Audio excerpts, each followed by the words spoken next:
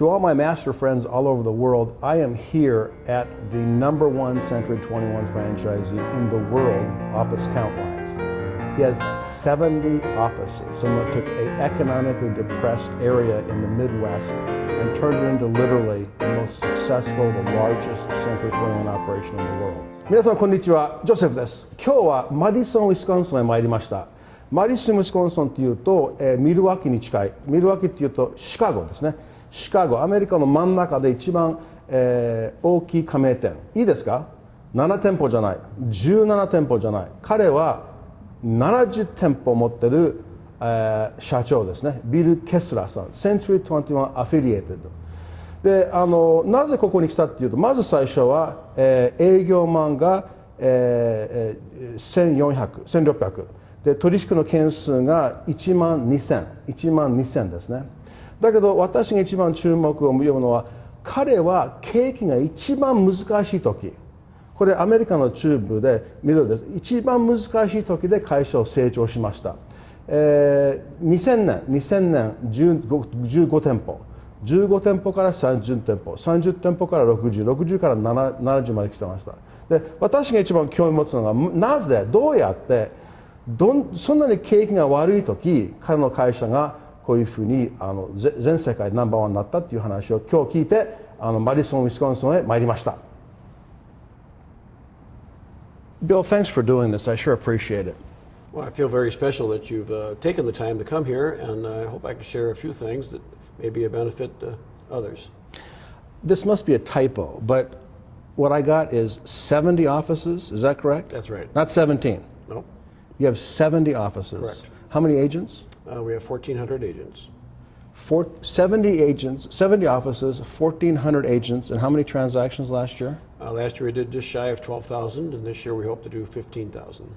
You've literally grown your offices during the worst economic times. 15 offices in 2000, right? You said, and then now you're at 70. You don't seem to be tracking with the overall economy in the sense of being discouraged or depressed when things are bad. Tell me about that.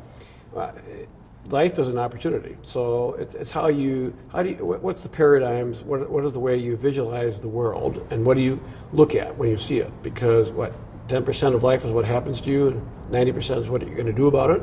Now, I notice you have about a 12-to-1 ratio, agents to employees. Are you comfortable with that? Is that something you put a lot of thought into? It's more, how do you fulfill the services you need to without killing yourself on overhead, and equally importantly, without losing contact with the street? Jumping into technology, you're key on the perception of the internet, the perception of marketing. Embrace it. It's your friend.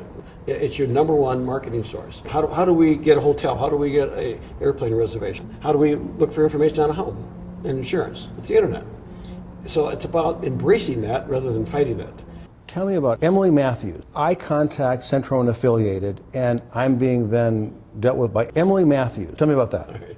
So if you're in America, you see iconic symbols of people that aren't real, like Flo of Progressive Insurance, 80 years ago, Betty Crocker for General Foods. And so Emily Matthews is a made-up name. And what it is our leads management system for internet leads and telephone leads, secondarily, but mostly internet leads. And what it is a system of now up to 9 people who live around the country, some in California, some in Ohio, some in Wisconsin. They work out of their homes on their iPads and respond within a few minutes, 5 minutes or less, to a lead on one of our listings or one of the listings on our website. They respond as Emily. They respond as Emily Matthews, a member of the Emily Matthews team. I wanted someone who would be responsive, non-threatening, and I can feel comfortable working with. Now, you pay your agents based on a commission structure, not a salary. Why don't you pay based on a fixed salary? Currently, we actually have 3 agents that are on salary out of our 1,400. 3 out of 1,400. That's right. I have had miserable failures with the salaried agent model in the United States. It's 2 reasons. One is the culture is so embedded here as commission, as in Japan it's embedded into salaries. I get that. The other issue is that in the United States, once people are really good, once an agent becomes really good, they realize that they can make far more money on commission than they can as a salary. Bill, go back with me. You started in 1977. Yes. And as an agent or as an owner? I actually started out as an owner working out of my basement. Okay. Go with me from your first office to your second office. When was your second office? My second office didn't happen until 1995. Okay, so 1977 to 1995, one office. Right. So walk me through 1995. What, why, what happened there? Just jump back in time with me to 1977. Well, a couple of things. I had the benefit of working for a large corporation for 10 years, so I understood systems, and I understood the benefit of having checks and balances, and the blessing of not just having sales background, but having some sort of structure background. And my degree is in Russian history, so I had the benefit there. Your degree is in Russian history. Yes. Very practical for real estate. Oh yeah, product of the Cold War, right? But history gives you the great sense of what happened and that it reoccurs, and this whole wave concept that we've talked about before going to happen. And that allows you, if you think about it, if it happened before, the probability is going to happen again. History does repeat itself. And that's how the growth thing started. What advice would you give to someone watching this, whether it's an agent or a franchise? Well, give me two bits of advice. One is an agent, one is a franchisee. You're sitting at the most successful centered home organization on the planet. Someone just got their license, and then on the other hand, maybe someone who's been a franchise owner for 10 years, kind of stuck in that middle area then. Give me two bits of advice for those two individuals. A brand new licensee and someone... Delano Roosevelt, one of our great presidents of the 30s, I think said it well in a fireside chat. He said, the only thing we have to fear is fear itself. And our fears, our concerns, our stress, our whatever are so internal. And no matter what system you have, it's up to us to have the do-it-yourself kit of thinking the positive rather than negative, the glass half full rather than half empty. And an important part of that, to me at least, is next, the word next. Once you achieve failure, which you have many times, if you dwell on it, if you dwell on the sale you lost, the listing you should have had, the deal that fell apart, the agent that left you, the agent that came to you, the merger you didn't do, the merger you did do that you shouldn't have done, the lease you signed you shouldn't have done, if you deal and focus on all that negative energy, you're going to get a negative result. So it's really about next. If, on the other hand, you live in your glory years and you say, all right, well, I've done a lot here. We had the number one office, now we're number one in the world, and the units, great. The challenge of next, what's next on the agenda? What's the next place to travel to? What's the next person you can help in life? What's the next thing you can do in real estate? Next.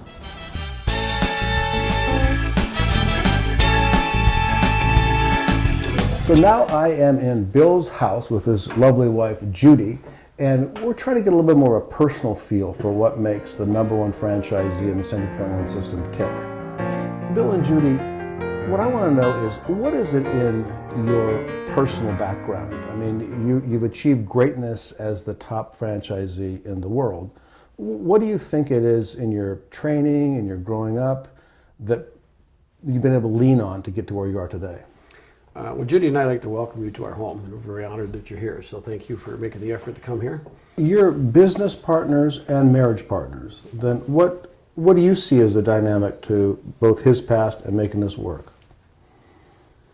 Well, we're both motivated, high-achieving, goal-oriented people, and we've always planned.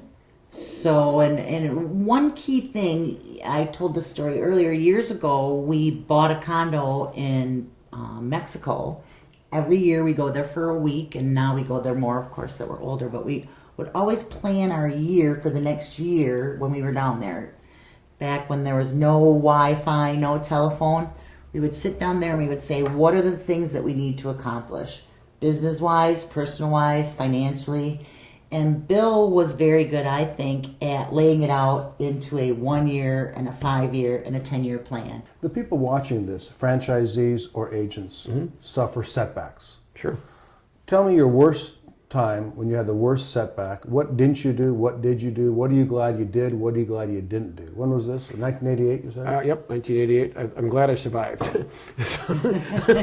So that is the year that the non-traditional concept companies came to my marketplace. So they had a different compensation structure for agents, a different way of marketing. And at the time, the brand and myself played ostrich and dug our heads into the sands and said, this will go away, this can't possibly last, it can't make any money, it's not going to work. And so stay the course, do what you're doing, keep with traditional thinking, and it was a disaster. We and many others lost many of our good agents because they looked at this as an economic opportunity that they had the right to have, and we didn't do anything to change our opportunity for them, and so they left. What didn't you do and what did you do faced with this major setback of another company coming into town with higher splits and just taking on it? That's when Right, eventually. That's when you merged. Right. So I questioned Century 21. I questioned myself. I questioned the real estate industry. I questioned the 10 years at that point that I'd spent in the industry, whether it had been worthwhile or a waste of time. I came back, and I finally, somehow, something hit me on the head and said, really, it's just, I'm not being empathetic. I'm not looking at it from the point of view of the agent. And then what I did was look for a way to regain and to grow from that. And instead of retreating, I went out and sought partners, especially partners that could bring product to us. So end up merging with the largest builder in our area. I want a one-word closing word advice for how to keep a partnership. Openness, and immediacy. For me, it was, I knew that the commitment and know that the commitment is so deep that nothing will harm it. And that gives you a freedom to do things, talk about things, work through things.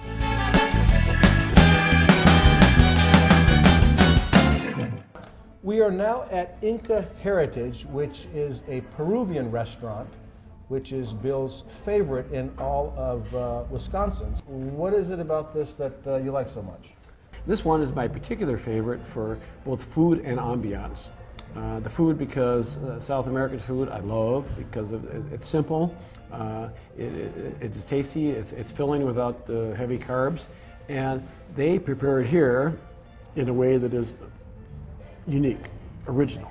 And at least equally importantly, probably more importantly, is the ambiance. The ambiance here starts with the owner, who's just a good, down-to-earth soul. And you feel like you're transported away from Madison and Wisconsin for your 45 minutes, hour and a half. Bill, let me ask you, while we're here in your favorite restaurant, the key to your success has been being able to accumulate offices. Tell me about that strategy. So we have been able to figure out how to do partnerships with those who still want to do a partnership so that they still have not only a sense of ownership, but actual ownership and can stay involved. So of your 70 offices, you outright own? We outright own 25. 25, and the rest you've achieved different levels of partnership. That's right. with them. That's right. And they're all different as far as who runs what percent. Everything's different night and day. All the back office things happen in Madison, Wisconsin, and it's done with using current technology. We're paperless as much as possible, and through accountability with weekly webinars and meetings of both staff and management. But the front offices of the companies are unique. Every real estate market is different. Well, Bill, on behalf of President Inokuma, the directors, 860 offices and 4,000 agents, I want to thank you for your time that you took with me on behalf of Central and Japan to gain your knowledge and gain your wisdom. They have a great environment and they're with a great brand, and any little bit I can do to encourage that, I'm going to do. Thank you. Thanks for watching.